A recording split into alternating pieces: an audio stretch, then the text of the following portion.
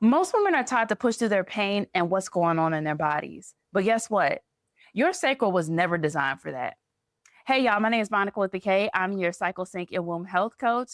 And if you've ever felt disconnected from your body or felt misaligned with your routine, guess what? It's not discipline you're missing, it's your sacral alignment. In today's topic for our sacral reset, we are actually going to go through what is the sacral? What is it actually for? And how can you make sure that your sacral chakra is aligned? All right, y'all. So let's go ahead and get started. So, again, we're here to talk about the sacral and what it actually is because a lot of us, we hear about it. We might see a TikTok video or you might see this YouTube video. It's like, what's the sacral? What is this sacral energy? What is that?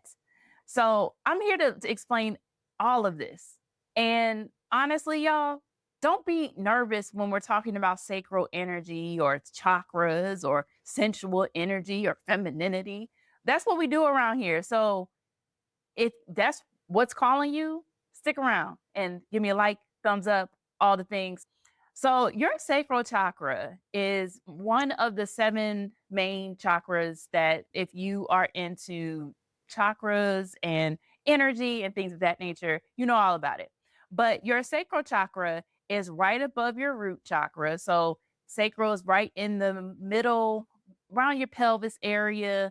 So think right below your belly button, right in that area, but right before you get to like your butt. So it's like it's in that pelvis area, right? So when you think about the sacral chakra and you think about what organs are around there, that's why it's linked with your creative energy, your sensual energy. It's more for making sure that you are feeling and grounding things that you're feeling into this reality, right? So when we think about how often we are moving our pelvis, especially in today's society when we're always sitting down, I don't know about you, but that's usually me. We are not moving around our pelvis like our ancestors once were. We're not doing a lot of dances that involve your pelvis because guess what? That gets demonized. We are not bringing gratitude and happiness and all the things when we talk about our periods. Because guess what? Shame and the patriarchy. I highly encourage y'all to really start looking into period health, women's health, those type of things, because a lot of things are linked to the patriarchy. I am not just saying that. It's a lot of historical things, systemic things that make people with uteruses more susceptible to things than those that are not. And then when you are a Black woman in particular, there are a lot of things that unfortunately negatively affect us more than everybody else. That's not me just saying it, it's a fact. Go look it up, go look at the data. So, when it comes to our sacral chakra, how do we know that this is blocks? The affirmations that you want to use with your sacral chakra is linked to I feel or I create. Remember, we are using this energy to find fulfillment and to bring fulfillment into our lives. So, if you are ever felt stagnant, if you've ever felt that you had creative blockages, low libido, you pretty much are a Debbie Downer.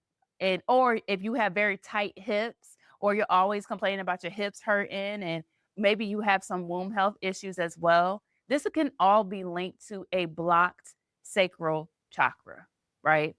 And that's what we want to do is unblock that. We want this to be balanced. We want to be in flow. You can't be in flow if you've got blockages and obstacles in the way. So that's why you're here if you're still watching. Like you're here to unblock the things and to know how to keep them unblocked and keep your sacral balance because that's all we want right now.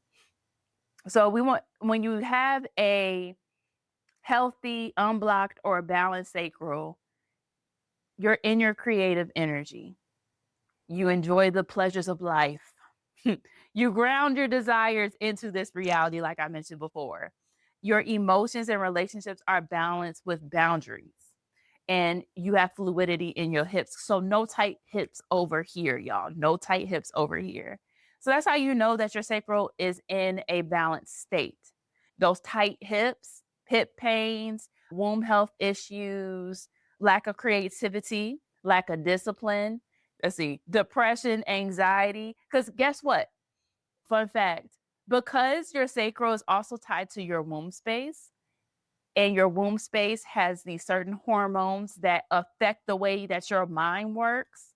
No wonder a blocked sacral chakra is linked to anxiety and depression. So we want to make sure that as we are navigating through this journey, that we are able to address the things, okay? Also, if you an overactive sacral chakra, because that can happen too, because you have to have balance, not too much or not too little, right? Just right in the middle. If you have extreme mood swings, dissatisfied with life, addictive behaviors, intense displays of affection, or uncontrollable sensory desires, that can mean that your sacral chakra is actually overactive and you need to balance that out as well. Those are some things to look for when it comes to how to know if your sacral chakra is balanced or not. And another thing too to consider is the importance of your sacral.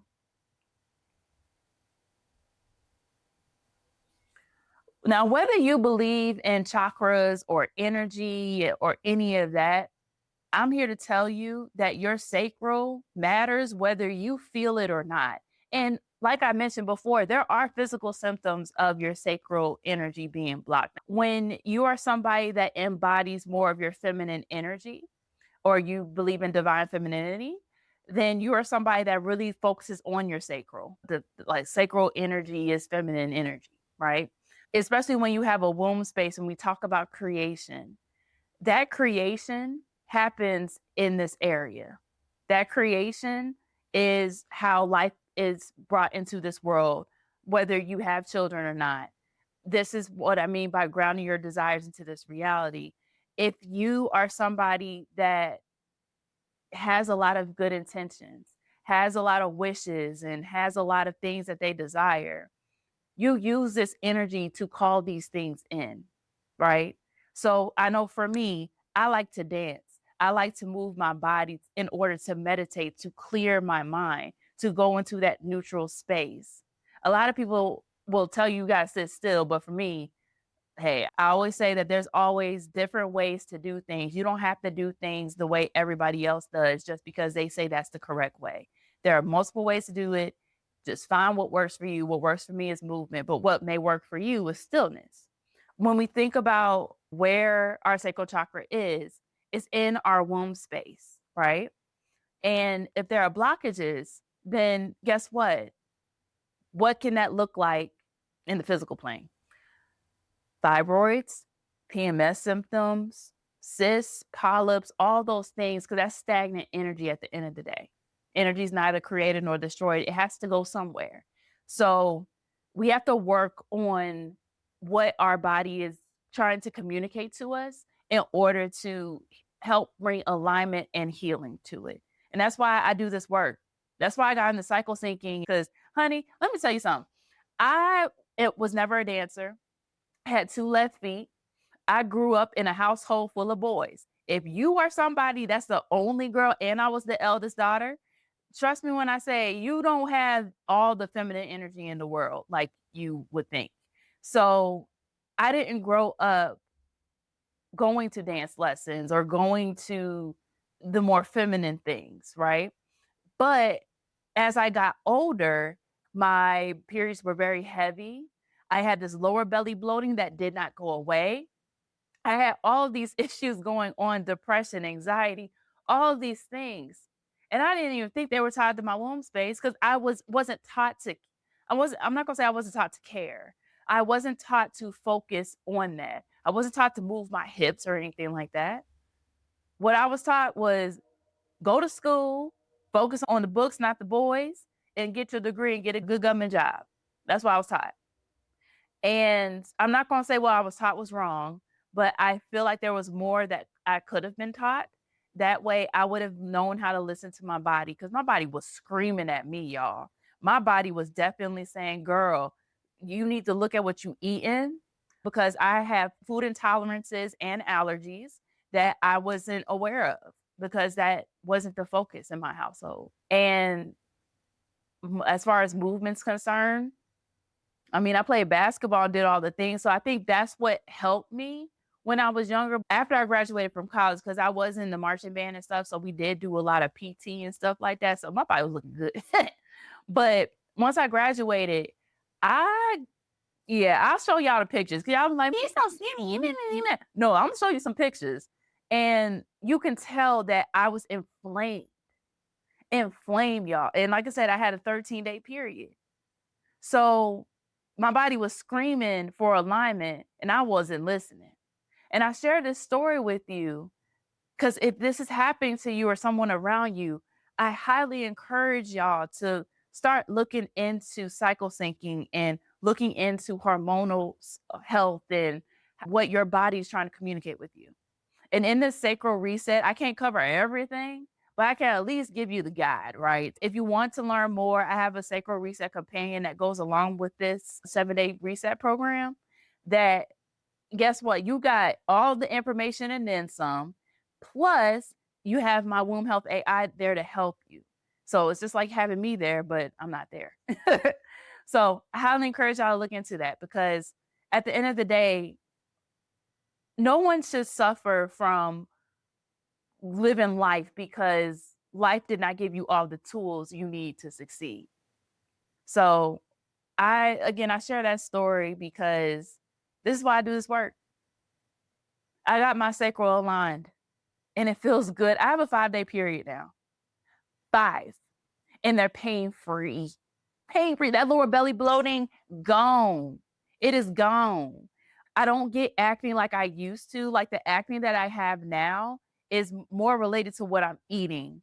And I'm knowing what's going on with my body versus before. I used to get cystic acne all the time, every single, probably, I will say almost every single week. And they were painful ones too. It's one of those things for me that I shared these stories so that y'all know I'm a real person. And I'm doing a lot of this research and sharing my journey because I really want us to change how we view period health, how we view women's health, how we view making sure that we're listening to our bodies and not trying to work in a society that was not built for us. This 9-to-5 life on some real shit was not built for people with uteruses. It wasn't. Go look it up. It was built for a 24-hour clock, the circadian rhythm, which, guess what, men and people without uteruses, they have a 24-hour clock versus people with uteruses and ovaries. We have an additional clock called the infradian rhythm. We'll learn more about that. Don't worry about that. I'm just mentioning this now because we have to change how we show up in society. And I'm here to help guide y'all through that. So that's going to be the end of what we're going to have to talk about for day 1. If you want accompanying activities to go along with learning more about your sacral and how you are as a person, again, I have my sacral reset companion. So go ahead, hit that like, subscribe, share, do all the things, and stay tuned for the next video. See y'all.